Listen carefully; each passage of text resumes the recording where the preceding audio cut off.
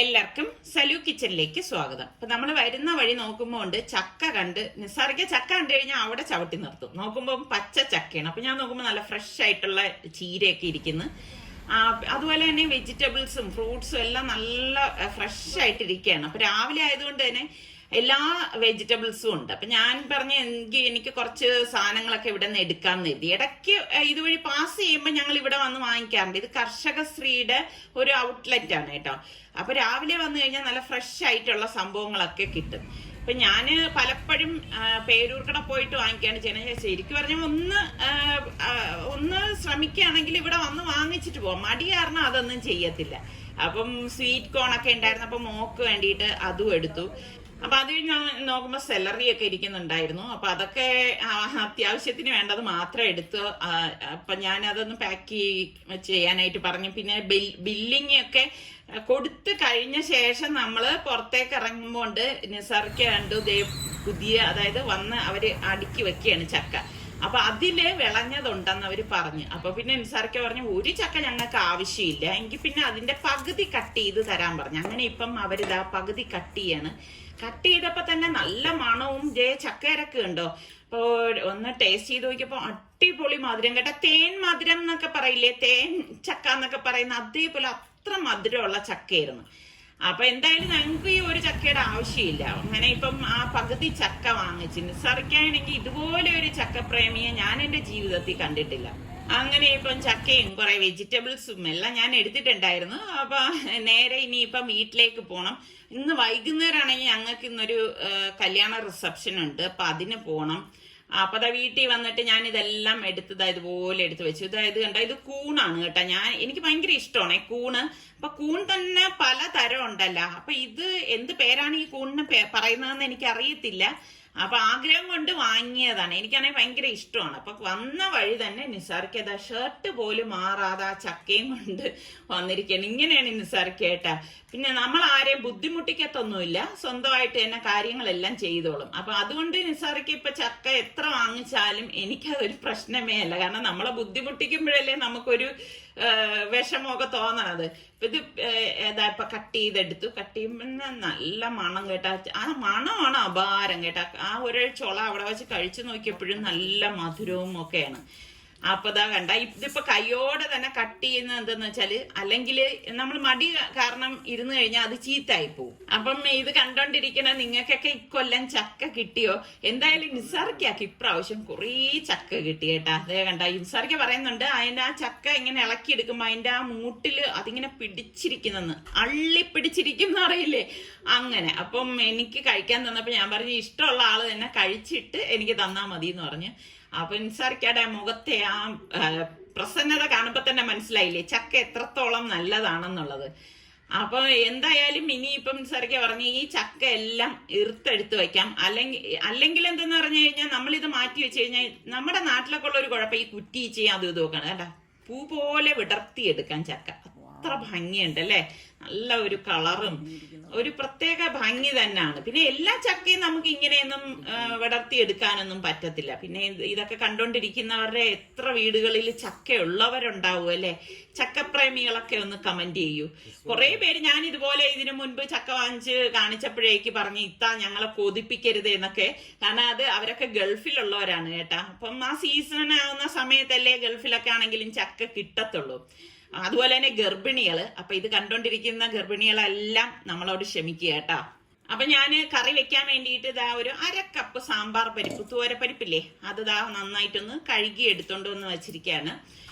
പിന്നെ ഞാൻ ഇതാ ഇവിടെ ഒരു 4 നല്ല എരിവുള്ള പച്ചമുളകും 3 വെളുത്തുള്ളി അല്ലി, 2 ചുവന്നുള്ളിയും, ഒരു 1/4 ടീസ്പൂണോളം ചെറിയ ജീരകം. അപ്പൊ ഇതൊന്ന് ഇതുപോലെ ഒന്ന് ചതച്ചെടുക്കണം.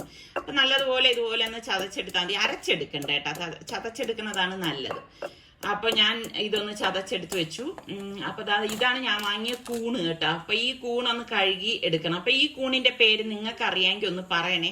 എനിക്കാണെങ്കിൽ ഇങ്ങനെ കൂണുകളെ കുറിച്ചൊന്നും എനിക്ക് വലുതായിട്ട് വലിയ ഗ്രാഹ്യമൊന്നുമില്ല. കഴിക്കാൻ ഭയങ്കര ഇഷ്ടമാണേ. പിന്നെ ഈ കൂണിലൊക്കെ പോയിസൺ ഉണ്ടെന്ന് പറയുമല്ലോ. അപ്പൊ അതുകൊണ്ടാണ് എനിക്കൊരു പേടിയുള്ളത്. അപ്പം എന്താ മീന് വാങ്ങിയിട്ടുണ്ടായിരുന്നു. അപ്പം മീന് ഞാൻ പൊരിക്കാനായിട്ട് മസാലയൊന്ന് പുരട്ടി മാറ്റി വെക്കാമെന്ന് വിചാരിച്ചു. അപ്പം അത്രയും നേരം ആകുമ്പോൾ മസാലയൊക്കെ പിടിച്ചിരിക്കുമല്ലോ. അപ്പം നോർമലി മുളക് പൊടി, മഞ്ഞൾപ്പൊടി, കുരുമുളക് പൊടി, ഗരം മസാലപ്പൊടി, ഉപ്പ് ഇത്ര തന്നെ ഇടത്തുള്ളൂ കേട്ടോ. എന്നിട്ടൊന്ന് ഇതുപോലെ ഒന്ന് മിക്സ് ചെയ്ത് കൊടുക്കും. അപ്പൊ അത് മസാല എത്രയും മസാല പിടിക്കുന്നോ അത്രത്തോളം നല്ലതാണല്ലോ. അപ്പൊ ഞാൻ ആദ്യം അങ്ങനെയുള്ള പണികളൊക്കെയാണ് ഒന്ന് മാറ്റി വെച്ചത്. അപ്പൊ സാമ്പാർ പരിപ്പ് ഞാൻ ഇതാ ഇവിടെ കഴുകിയത് പ്രഷർ കുക്കറിലേക്ക് ഇട്ട് കൊടുക്കുകയാണ്. ഇതോടൊപ്പം തന്നെ നമ്മൾ ചതച്ച പച്ചമുളക്, വെളുത്തുള്ളി, ചുവന്നുള്ളിയൊക്കെ ഇല്ലേ, അത് ഇതാ ഇതിലേക്ക് ഇട്ട് കൊടുക്കും. പിന്നെ കീര ഇതാ 1 കെട്ട് കീരയാണ് ഞാൻ വാങ്ങിയത് കേട്ടാ. അപ്പൊ അത് നന്നായിട്ട് ചെറുതായിട്ട് അരിഞ്ഞെടുത്തിട്ട് ഇതാ അതും ഇതിലേക്ക് ഇട്ട് കൊടുക്കണം. അപ്പൊ നമ്മുടെ ഇവിടെ കീര എന്ന് പറയും, ചീര എന്ന് പറയും, ഇങ്ങനൊക്കെ പറയും. ഞാനിങ്ങനെ കീര എന്ന് പറയുമ്പോൾ പലരും എൻ്റെ വീഡിയോയിൽ തിരുത്തിയിട്ടുണ്ട്, കീരയല്ല ഇത്താ ചീരയാണെന്ന്. അപ്പം ഓരോ നാട്ടിലും ഓരോ രീതിക്ക് പറയുന്നേ ഉള്ളൂ. സംഭവം നിങ്ങൾക്ക് മനസ്സിലായില്ലേ? അപ്പൊ ഞാൻ എന്താ 1 ടീസ്പൂണോളം മഞ്ഞപ്പൊടിയും പാകത്തിനുള്ള ഉപ്പും പിന്നെ കുറച്ച് വെള്ളം, ഏകദേശം 1/2 കപ്പോളം വെള്ളവും കൂടി ഒഴിച്ചിട്ടാണ് പ്രഷർ കുക്കർ മൂടിയിട്ട് വെയിറ്റ് ഇട്ടിട്ട് ഞാനൊരു 2-3 വിസിൽ വരെ ഇതങ്ങ് വേവിച്ചെടുക്കും കേട്ടോ. അപ്പൊ അത് വേഗണ സമയം കൊണ്ട് ഞാൻ എന്താ കൂണ് കഴുകി എടുത്തോണ്ട് വന്നിട്ട് ഇതാ പിച്ചാത്തിയൊന്നും വേണ്ട, കൈകൊണ്ട് ഇങ്ങനെ പിച്ചി അങ്ങ് എടുക്കാണ് ചെയ്യണത് കേട്ടോ. ഇളക്കിയെടുക്കും. അത് പൂ പോലെ അങ്ങ് ഇളകി വരും കേട്ടോ. അപ്പം ഇതാ ഇതുപോലെ അങ്ങ് ഇളക്കി കൊടുത്താൽ മതി. എന്നാൽ നമ്മൾ കഴുകിയിട്ടൊക്കെ വരണമ്പോൾ ഈസി ആയിട്ട് നമുക്കിത് ഇളക്കിയെടുക്കാൻ പറ്റും. അപ്പം ഇതാ ഇതുപോലെ ഞാൻ എല്ലാം ഇവിടെ ഇളക്കി എടുത്തിട്ടുണ്ട്.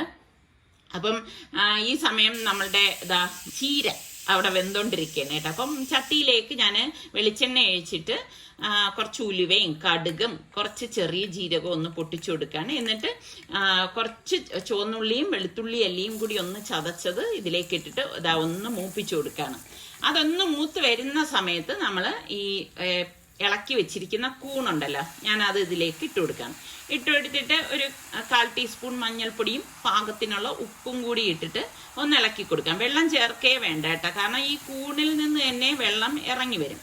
അതുകൊണ്ട് നമ്മൾ തീരെ വെള്ളം ചേർക്കരുത്. അപ്പൊ ദാ ഇതുപോലെ ഒന്ന് ഇളക്കി എടുക്കുകയാണ് ചെയ്യുന്നത്. എന്നിട്ട് ഞാൻ ഇതിലേക്കൊരു 1/2 ടീസ്പൂൺ മുളക് പൊടിയും കൂടി ഇട്ടിട്ട് ഒന്ന് ഇളക്കി എടുക്കണം. അപ്പൊ ഞാൻ ഈ ഒരു രീതിയിലാണ് ചെയ്യണത്. ഓരോരുത്തരും ഓരോ രീതിക്ക് ചെയ്യും. ഇപ്പൊ നിങ്ങൾക്കൊക്കെ കൂണ് കിട്ടിയാൽ എന്ത് വെക്കാനാണ് ഇഷ്ടം? എന്നിട്ട് ഞാനതൊന്ന് മൂടി വെച്ചു കൊടുക്കുകയാണ്. എന്നിട്ട് ഇടയ്ക്കൊന്ന് മൂടി തുറന്നിട്ട് ഇതുപോലെ ഒന്ന് ഇളക്കി കൊടുക്കും. പെട്ടെന്ന് ഇത് റെഡിയായി കിട്ടും കേട്ടോ, അധികം താമസമൊന്നും വേണ്ട. എന്നിട്ട് ഞാൻ ഇതാ ഒരു കൈപ്പിടി തേങ്ങ ഇതിലേക്കൊന്ന് ഇട്ട് കൊടുക്കുകയാണ് ചെയ്യുന്നത്. അപ്പം ഇത് തേങ്ങയും കൂടി ചേർത്തിട്ട് ഒന്ന് ഇളക്കി എടുക്കുമ്പോഴേക്കും ആ വെള്ളം ഒന്ന് വറ്റിച്ചെടുക്കണം. അപ്പൊ ഇത്രയേ ഉള്ളൂ. പിന്നെ വേണമെങ്കിൽ നിങ്ങൾക്ക് കറിവേപ്പില ഇട്ട് കൊടുക്കാം. ഇന്നിപ്പോ ഞാൻ കറിവേപ്പിലയൊന്നും ഇട്ട് കൊടുത്തില്ല കേട്ടാ. അപ്പൊ നമ്മളുടെ കൂൺ തോരൻ റെഡി ആയിട്ടുണ്ട്. നല്ല മണം വരുന്നുണ്ട് കേട്ടോ കൂൺ വെച്ചപ്പോഴേക്ക്. അപ്പൊ ഇതാണ് എളുപ്പത്തിൽ തയ്യാറാക്കി എടുക്കാൻ പറ്റുന്ന ഒരു കൂൺ തോരൻ എന്ന് പറയുന്നത്. അപ്പൊ സ്റ്റീമൊക്കെ പോയ ശേഷം ഞാൻ കുക്കർ ഓപ്പൺ ചെയ്തു. എന്നിട്ട് ഇത് നമ്മുടെ പരിപ്പും കീരയൊക്കെ കൂടെ നന്നായിട്ടൊന്ന് ഇളക്കി കൊടുക്കാണ്.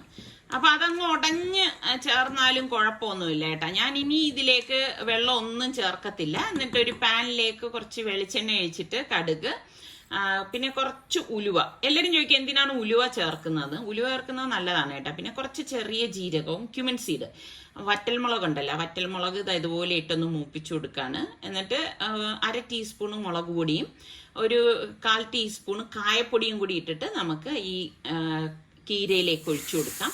എന്നിട്ട് എല്ലാം ചേർത്തിട്ട് നന്നായിട്ടൊന്ന് ഇളക്കി മിക്സ് ചെയ്ത് കൊടുക്കണം. അപ്പോൾ ഒരു തിക്ക് പരുവത്തിലാണ് ഞാൻ ഇത് ഉണ്ടാക്കിയിരിക്കുന്നത് കേട്ടോ. ശരിക്കും പറഞ്ഞാൽ നമുക്ക് ചോറിനായാലും ചപ്പാത്തിക്കായാലും കഴിക്കാൻ പറ്റുന്ന ആ ഒരു പരുവത്തിലാണ് എടുത്തിരിക്കുന്നത്. അപ്പൊ നമ്മളുടെ കീര കുറുക്ക് കറി ഇവിടെ റെഡി ആയിട്ടുണ്ട്. പിന്നെ ഞാൻ മീന് ഫ്രൈ ചെയ്യാൻ ഇട്ടു. അപ്പൊ ഇതൊക്കെയാണ് നമ്മളുടെ ഇന്നത്തെ ലഞ്ച് എന്ന് പറയുന്നത്. അടിപൊളിയാണ് കേട്ടാ. കാരണം അധികം ഒന്നും ഇല്ലെങ്കിലും എല്ലാം നല്ല ഐറ്റംസ് ഒക്കെ ആണുള്ളത്, കീരയും കൂണും. അപ്പൊ ഊണൊക്കെ കഴിച്ചു കഴിഞ്ഞ് ഇനി വൈകുന്നേരം വേണം നമുക്ക് പുറത്തു പോകാനുള്ളത്. അപ്പൊ വൈകുന്നേരം ആയപ്പോഴേക്ക് ഇതിനിടയിൽ കുറേ പണികളൊക്കെ ഉണ്ടായിരുന്നു. പിന്നെ അതൊന്നും ഇതിലേക്ക് ഞാൻ ഉൾപ്പെടുത്തിയില്ല കേട്ടോ. കാരണം എപ്പോഴും എല്ലാ കാര്യങ്ങളും ഉൾപ്പെടുത്തുമ്പോൾ നിങ്ങൾക്കും ആകെ ബോറായി പോകും. പിന്നെ വൈകുന്നേരം ഞാൻ പറഞ്ഞില്ലേ, ഞങ്ങളുടെ ഫ്രണ്ടിന്റെ മോളുടെ കല്യാണ റിസപ്ഷനാണ്. അപ്പൊ അതിനാണ് വന്നിരിക്കുന്നത്. ഇവിടെ കവടിയാറിൽ വെച്ചിട്ടായിരുന്നു കേട്ടോ. അങ്ങനെ നമ്മൾ മൂന്നുപേരും കൂടിയിട്ടാണ് വന്നത്. അപ്പം ശരിക്കും പറഞ്ഞാൽ ഞങ്ങൾക്ക് നാളെ കാസർഗോഡ് ഒരു കല്യാണം ഉള്ളതാണ്. നിങ്ങളിൽ കുറെ പേർക്കൊക്കെ അറിയാമായിരിക്കും. തസ്രിയുടെ മോളുടെ കല്യാണമാണ്. അപ്പം ക്ഷണിച്ചിട്ടുണ്ടായിരുന്നു. എനിക്ക് പങ്കെടുക്കണം എന്ന് വല്ലാത്തൊരു ആഗ്രഹം ഉണ്ടായിരുന്നു. ആ സമയത്തായിരുന്നു ഇവിടെ ഈ ഒരു ഫ്രണ്ടിന്റെ മോളുടെ കല്യാണവും. അപ്പൊ എന്തായാലും ഈ ഒഴിവാക്കാൻ പറ്റാത്ത അവസ്ഥയിലായതുകൊണ്ട് പിന്നെ മറ്റേത് കുറച്ച് യാത്ര ചെയ്ത് പോണല്ലോ. അതുകൊണ്ട് പിന്നെ അതിന് പങ്കെടുക്കാതെ ഇപ്പം ഇതിനാണ് നമ്മൾ പങ്കെടുക്കാനായിട്ട് വന്നത്. പിന്നെ നമ്മളിപ്പോ ഒരു ബാംഗ്ലൂർ യാത്ര കഴിഞ്ഞ് എത്തിയതും കൂടിയല്ലേ ഉണ്ടായിരുന്നുള്ളൂ. അപ്പൊ ഇവിടെ എത്തിയപ്പോഴേക്ക് അവരുടെ കുടുംബക്കാർ മാത്രമേ ഉണ്ടായിരുന്നുള്ളൂ. അപ്പൊ എൻ്റെ അടുത്ത് ആദ്യം പറഞ്ഞു കുടുംബക്കാർ മാത്രമേ ഉണ്ടാവത്തുള്ളൂ, സമീറ എന്തായാലും വരണമെന്ന് ഒരുപാട് അങ്ങനെ നിർബന്ധിച്ചപ്പോൾ നമുക്ക് പിന്നെ വരാതിരിക്കാനും കഴിഞ്ഞിട്ടില്ലായിരുന്നു. കാരണം ഇനിയിപ്പം നമുക്ക് ഇതെല്ലാം കഴിഞ്ഞിട്ട് വേറൊരു ഫംഗ്ഷനായിട്ട് പോവേണ്ടതായിട്ടും ഉണ്ട്.